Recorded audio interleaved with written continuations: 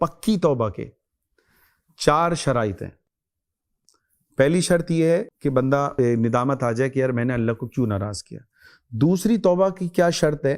بندہ عزم کر لے کہ اللہ آج کے بعد میں ناراض آپ کو نہیں کروں گا. آپ سے گناہ ہو رہا ہے، آپ عزم تو کرو نا. آپ عزم ہی نہ کرو پھر آپ کبھی بھی گناہ نہیں چھوڑ سکتے.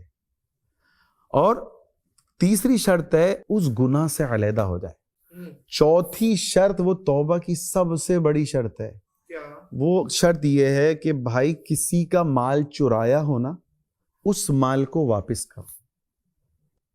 ایک آدمی نے وضو خانے سے گھڑی چرائی، دوست کا موبائل چرا لیا، آپ نے اگر اس کی چیز کو واپس نہیں کیا آپ کی توبہ قبول نہیں ہوگی. ہاں اگر وہ بندہ، اس میں سوالات آتے ہیں کہ اب ہم نے ایک جگہ بیان کیا تو سوال آیا کہ مولانا وہ تو مر گیا.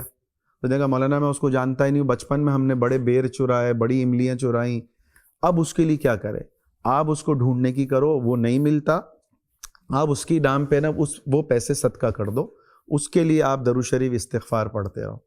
اچھا میں آپ کو ایک عجیب بات بتاؤں، ہمارے ہاں سب سے بڑا مسئلہ کیا ہے؟ اگر آپ نے چوتھی شرط پہ عمل نہیں کیا، آپ نے کسی کا حق مارا اور چوری کر لی، کسی سے قرض لیا، قرض واپس نہیں کیا، آپ کہہ رہے ہو اللہ مجھے معاف کر دے. حدیث میں آتا ہے جس کا مفہوم ہے قیامت کے دن ایک آدمی پہاڑوں کے برابر نیکیاں لے کر آئے گا اور اس کو جہنم میں ڈال دیا جائے گا. صحابہ نے پوچھا اللہ کے نبی اس کو کیوں جہنم میں ڈالا؟ ہاں تو پوچھا کہ اللہ کے رسول اس کو کیوں جہنم میں ڈالا جائے گا؟ حقوق العباد میں پکڑا تو گیا. فرمایا کہ زبردست. تو آپ صلی اللہ علیہ وسلم نے جو ہے ارشاد فرمایا کہ وہ شخص جو ہے جس کا مفہوم ہے کہ لوگوں کے حق دباتا تھا، کہ کسی کا حق قرضہ لیا، حدیث سے جو پتہ چلتا ہے قرضہ لیا واپس نہیں کیا، کسی کو تھپڑ مارا اس سے معافی نہیں مانگی کہ بھائی مجھے معاف کر دے، اور جو ہے کسی کو گالی دی اور اس کو بولا کہ یہ نہیں بولا کہ بھائی تو مجھے معاف کر دے یار میں نے تیرا حق مارا. تو توبہ کی جو چوتھی شرط ہے بھائی کسی کا حق مارا ہو اس کا حق واپس کرو. یہ نہیں کہ آپ نے بہن کو حصہ نہیں دیا. مرد کے جو ہے 2 حصے ہیں، بہن کا 1 حصہ ہے.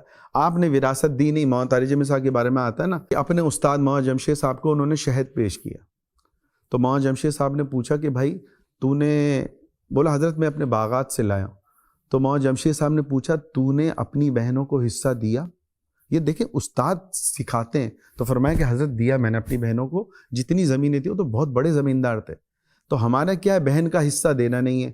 اچھا ہم پتہ ہے کہ ڈیڑھ اشاری کیا کرتے ہیں؟